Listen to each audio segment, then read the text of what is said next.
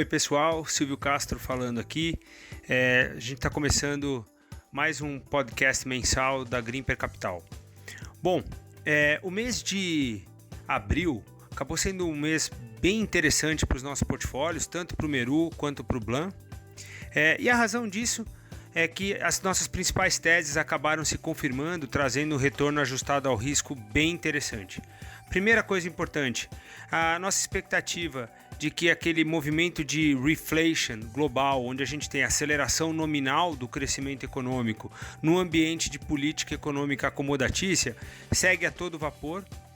A gente percebeu também que os problemas de suprimento nas cadeias de produção global são relativamente sérios, o que fez com que você tivesse até uma tendência a quem pudesse sobreestocar mercadorias o fizesse nesse momento do ciclo.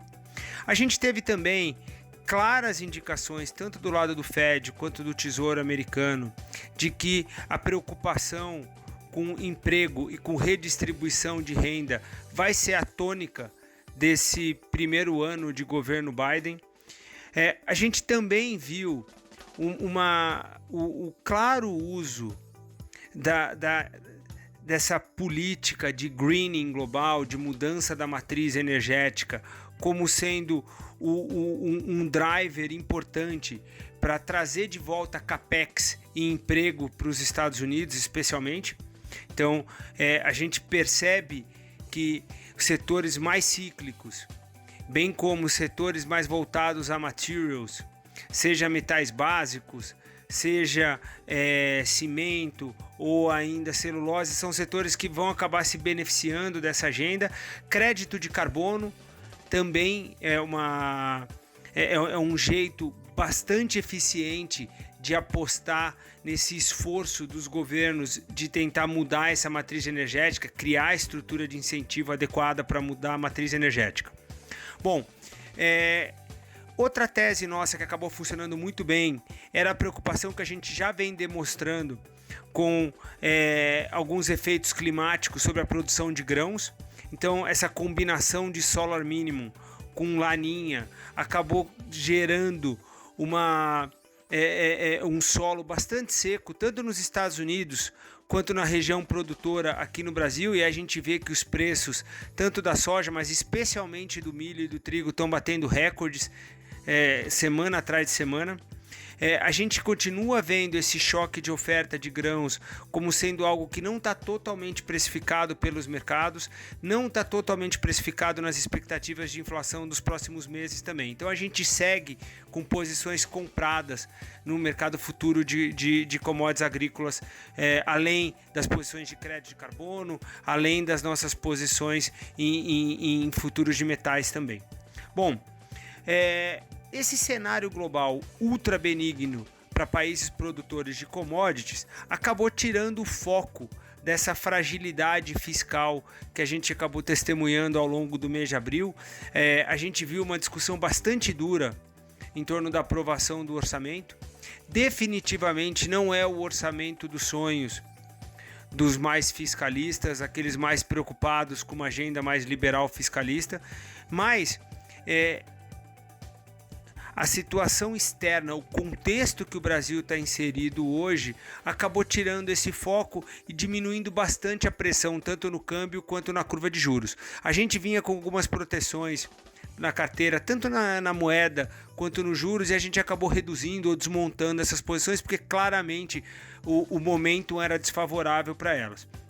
Bom, outra coisa que eu acho que é importante comentar, olhando para frente, passada a discussão do orçamento, o que esperar de crescimento econômico, o que esperar do fiscal. É natural que a gente tenha uma melhora nos dados de mobilidade, a gente tenha uma recuperação na atividade, mas quando a gente olha os dados de emprego e renda, o que a gente percebe é que, salvo se a gente conseguir entrar num outro patamar de geração de emprego, num outro patamar de investimento para a criação de empregos fora apenas desse setor de serviços, mas também voltado à indústria, dificilmente essa vai ser uma recuperação perene.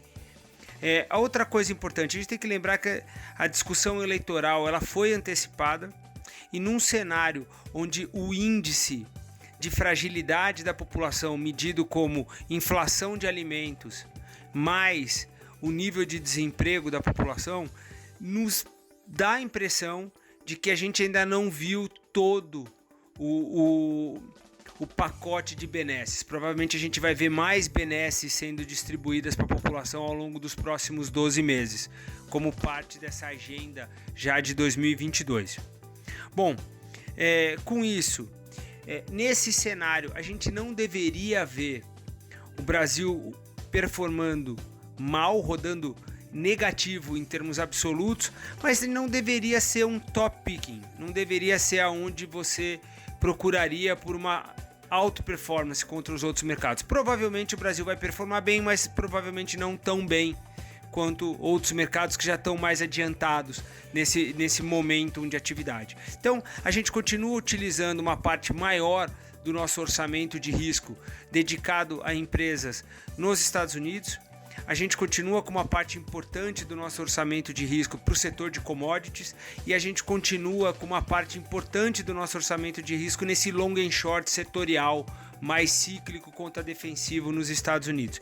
E aqui no Brasil a gente tem focado um pouco mais as nossas posições em exportadoras e empresas que se beneficiam dessa retomada da atividade global que a gente viu desde o terceiro tri do ano passado e vem nesse contínuo até esse segundo tri de 2021.